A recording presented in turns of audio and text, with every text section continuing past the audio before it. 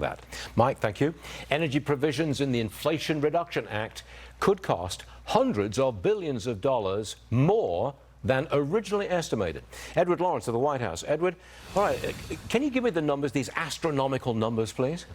Yeah, $600 billion over the next 8 years is now what the Inflation Reduction Act is going to cost. That's a lot more than what was billed to the American people as the bill came up in Congress. So the Joint Committee on Taxation found that with the cost of energy and climate provisions in the Inflation Reduction Act, it ballooned by more than $400 billion by 2023. So with no cap on EV credits in the bill, the cost increased 5 times from what the administration said it would be. Still, Treasury Secretary Janet Yellen asked the Chinese over the weekend, financiers in Beijing, to pay into the president's global pet project funds.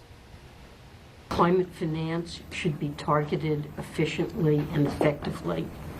I believe that if China were to support existing multilateral climate institutions like the Green Climate Fund and the Climate Investment Funds alongside us and other donor governments, we could have greater impact than we do today.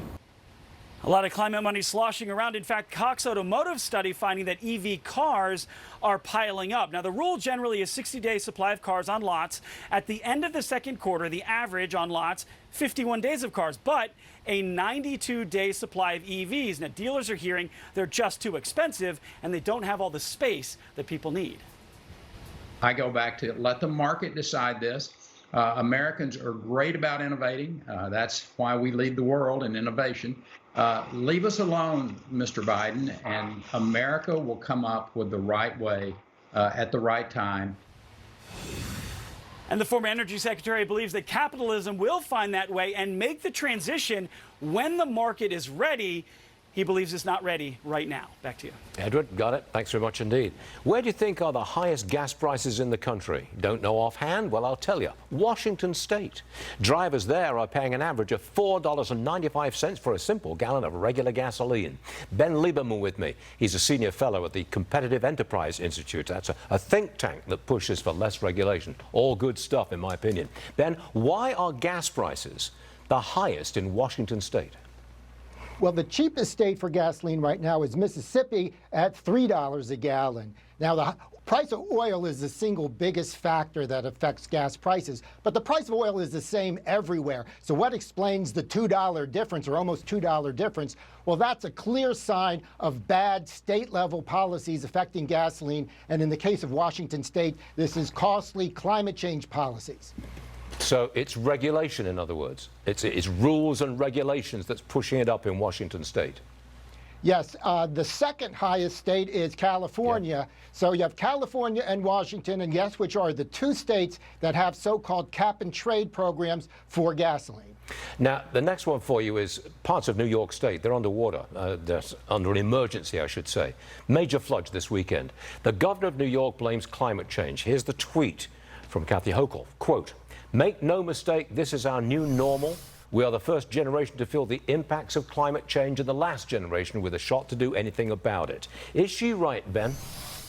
Well, the only really clear trend is that over the last century, deaths from extreme weather are down more than 90%.